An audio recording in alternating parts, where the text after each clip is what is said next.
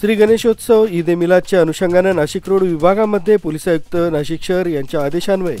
Police उपायुक्त परिमंडळ 2 मोनिका राऊत यांच्या नेतृत्वात तसंच सहाय्यक पोलीस आयुक्त नाशिक रोड विभाग डॉक्टर सचिन बारी यांच्या उपस्थितीत नाशिक रोड पोलीस स्टेशन हद्दीत भारतरत्न डॉक्टर बाबासाहेब आंबेडकर पुतळा ते छत्रपती शिवाजी महाराज पुतळा, बिटको चौक, महात्मा गांधी पुतळा, देवळाली गाव, छत्रपती मैदान, देवळाली गावापर्यंत आज दिनांक 11/9/2024 रोजी सायंकाळच्या सुमारास रूट मार्च करण्यात आला।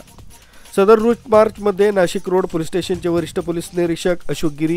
पोलीस निरीक्षक गुन्हे बडेसाहेब नाईकवाडे, पोलीस निरीक्षक तृप्ती सोनवणे तसंच उपनगर पोलीस स्टेशन वरिष्ठ पोलीस निरीक्षक जितेंद्र सपकाळे